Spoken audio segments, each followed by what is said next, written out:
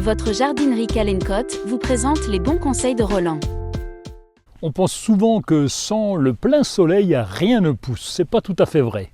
Les zones d'ombre ou de mi-ombre sont de véritables opportunités pour créer des ambiances fraîches et apaisantes. Mais c'est quoi la mi-ombre? La mi-ombre, c'est une exposition d'environ 3 à 4 heures de soleil par jour.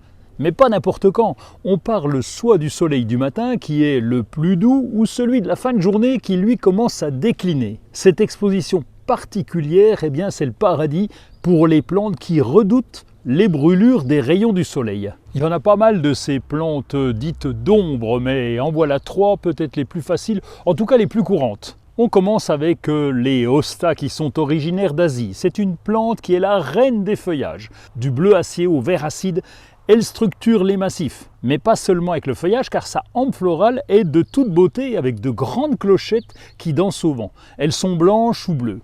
Les hostas sont des plantes vivaces, donc avec peu d'entretien. On passe au bergenia. C'est vraiment une plante très robuste. On l'appelle aussi la plante des sabetiers. Le végétal est originaire de Sibérie, donc elle ne craint pas le froid. Ses feuilles persistantes peuvent rougir en hiver et ses fleurs roses arrivent tôt au printemps. Les hostas et les bergenias sont des plantes vivaces, donc elles demandent très peu d'entretien et restent en place plusieurs années. Et pour les amoureux des fleurs, on va bien sûr pas oublier les impatiences. Elles ont vraiment beaucoup de couleurs à la floraison. Elle vient des sous-bois tropicaux. Elle fleurit sans s'arrêter jusqu'aux premières gelées et illumine littéralement les coins sombres. Alors c'est une vivace tropicale qu'on considère chez nous comme une annuelle. On installe de nouveaux plants chaque année. Le secret des plantes d'ombre, eh bien, elles viennent souvent de milieux forestiers. Elles aiment donc les sols riches en humus qui gardent la fraîcheur sans être détrempés. À la plantation, il ne faut pas hésiter d'ajouter un bon compost et surtout pailler.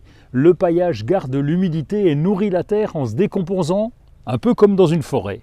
Bon, il y en a d'autres comme les œufs chers ou les pervenches, mais vous en avez peut-être une préférée? À vous de nous le dire. Les bons conseils de Roland vous ont été proposés par la jardinerie Calencotte, adhérente du premier réseau français de jardineries indépendantes.